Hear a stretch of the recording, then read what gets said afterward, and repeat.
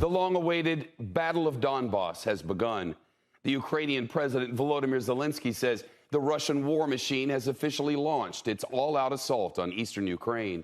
It's time to see if Vladimir Putin can turn around his disastrous invasion after a series of humiliating setbacks and heavy losses on the battlefield. For weeks now, Russian troops have been regrouping and repositioning for this new major offensive in the east.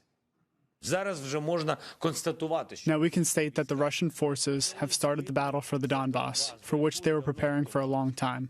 A big part of all the Russian army is now concentrated on this offensive. No matter how many Russian soldiers are being sent there, we will be fighting. We will defend ourselves. We will fight. We will not give away anything.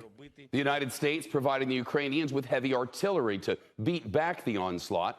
The Pentagon reports the U.S. will train Ukrainian forces how to use the American howitzers in the coming days. Leading up to this large-scale offensive, Russia unleashed a barrage of missile attacks across Ukraine, including the first deadly strike in the relatively safe western city of Lviv, right on NATO's doorstep. Meantime, images are starting to appear on social media that appear to show the Russian flagship Moskov on fire before it sank last week.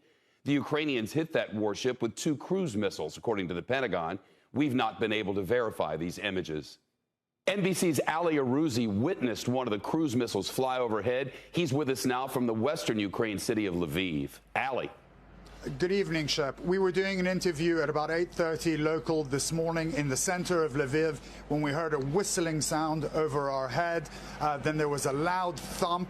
Before we realized what happened, another object went flying over our head. It was so big at first, I thought it was an airplane.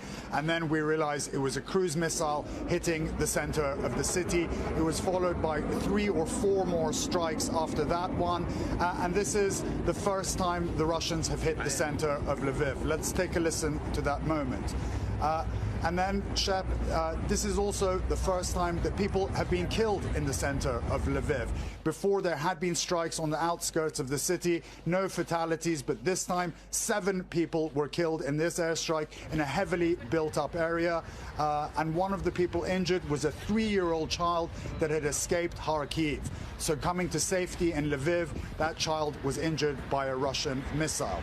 Elsewhere in the country, Shep, in Mariupol, the Russians had given the defenders of that city an ultimatum: surrender or die, and they have chosen to fight to the death. That is a besieged city. It is the most bombed, most destroyed city in this country, and the Russians are determined to take that city over. A handful of fighters called the Azov Brigade are trying to hold them off, but the Russians say it's only a matter of short time before they take that city. The odds are against them, but time and time again, the Ukrainians have defied the odds.